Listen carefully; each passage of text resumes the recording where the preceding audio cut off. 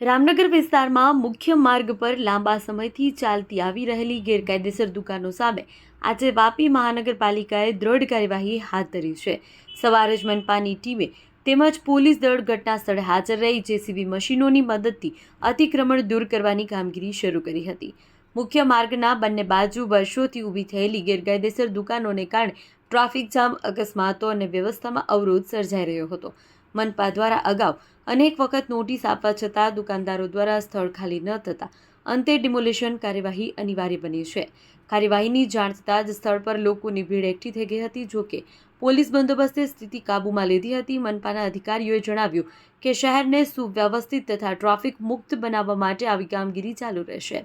તેમણે નાગરિકોને અપીલ કરતા જણાવ્યું છે કે જાહેર સ્થળો પરના ગેરકાયદેસર અતિક્રમણોને કોઈ પણ રીતે સહન નહીં કરવામાં આવે અને નિયમોનું પાલન કરવું સૌની ફરજ છે।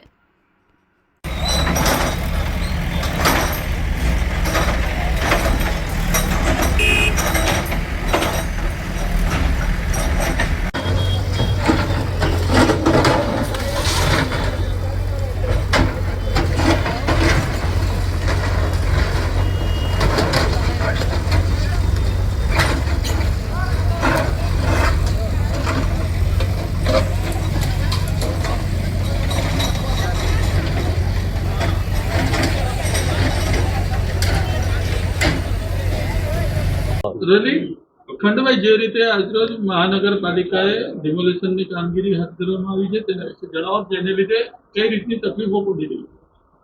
હવે ડિમોલેશન તો એ લોકો દરેક જગ્યાએ કરી રહ્યા છે। ભાજપનું કામ જ છે। ભાજપ આ સરકાર એવી છે કે મતલબમાં ડિમોલેશન કરીને લોકોને ઘર વગરના કરી નાખવામાં એ લોકો મતલબ સફળ રહ્યા છે। અને એ લોકોનો દરેક આપણા ભારત દેશમાં દરેક જગ્યાએ મતલબ ડિમોલેશન સિવાય બીજું એ લોકો પાસે છે જ નથી ભાજપ સરકાર પાસે। કારણ કે જ્યાં જાય તો મતલબમાં ત્યાં બધા કે સારું ઘર બનાવીને રહેતો હોય કે મતલબમાં એમને મતલબ ભાડાની આવક આવતી હોય તો એ લોકોને સહન નથી થતું। એટલા માટે મતલબ ડિમોલેશન કરીને બધાના રોડ પર લાવી દે છે। આ જ ભાજપની સરકારમાં મતલબ થઈ રહ્યું છે। ગેરકાયદેસર દબાણો હટાવે છે કે કઈ રીતની કામગીરી? હવે ગેરકાયદેસર બી હટાવે છે અને એને હોય તેને પણ મતલબ એ લોકો નોટિસ ફટકારે છે કે હેતુફેર ન કર્યો હોય હેતુફેર માટે એ લોકોને ટાઈમ આપવું જોઈએ। પણ આ સરકાર હેતુફેર માટે બી ટાઈમ નથી આપતી। એને જગ્યા હોય તેને બી તોડવાની વાત કરે છે અને તેને બી તોડતા છે। અને ઘણા એવું છે કે મતલબમાં ભાજપમાં જે પરિવર્તન કોંગ્રેસમાંથી ભાજપમાં જઈ રહ્યા તે લોકોના બી મતલબ ઘર તોડવામાં આવી રહ્યા છે। કારણ કે કહેવામાં આવે છે કે ભાજપમાં જાઓ ને પોતાનું ઘર તોડાવો। આ છે આ મતલબ સરકારનો મતલબ ઉપદેશ। ક્યાં ક્યાં વિસ્તારમાં ડિમોલેશન થઈ રહ્યું છે અને આગળ બીજા કયા વિસ્તારમાં? આગળ કયા વિસ્તારમાં થશે એ કેવું થોડું વહેલું થશે, પરંતુ આજે આપ જોઈ શકો છો કે છીરી, નામદા, અમુક અલગ અલગ જગ્યાએ મહાનગરપાલિકાની ટીમ છે એ 3-3, 4-4 નોટિસો આપ્યા પછી પણ જ્યારે લોકો નથી સુધર્યા ત્યારે અમારે ના છૂટકે ડેમોલિશનની કાર્યવાહી કરવી પડી છે અને આગામી સમયમાં પણ આ પ્રકારની કાર્યવાહી ચાલુ જ રહેશે। તેથી જે આ પ્રકારની પ્રવૃત્તિ કરે છે એમને મારી ખાસ તાકીદ છે કે આપ સ્વયંભૂ આ પ્રકારના દબાણો હટાવી લેશો, અન્યથા આપને નુકસાન વધારે થશે।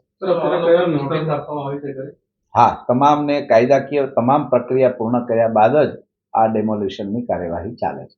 આ તમામ જે બાંધકામો છે તે ગેરકાયદેસર હતા તે કઈ રીતનું? આમાં મોટા ભાગના બાંધકામો ગેરકાયદેસર પણ હોય, એટલે પરમિશન ના લીધી હોય ગેરકાયદેસર, એટલે અથવા તો જે મંજૂરી હોય એનાથી વિરુદ્ધનું અથવા વધુ બાંધકામ હોય, આવા બધા જે છે એમને અમે નોટિસ આપી છે અને પછી પણ એમણે સુધારો ન કર્યો તેથી અમે ડેમોલિશન કર્યું છે। આજે કેટલી મિલકતો અને તોડવાની નોટિસો આપવામાં આવી છે? આજે અત્યારે ડેમોલિશનનું કામ ચાલે છે? આજે જે ડેમોલિશન ચાલે છે એ આગામી 2-3 દિવસ સતત ચાલુ રહેશે એવું મને લાગે છે અને એના કારણે 300 જેટલી ગેરકાયદેસરની મિલકતોને અમે ડેમોલિશન કરવાના છીએ।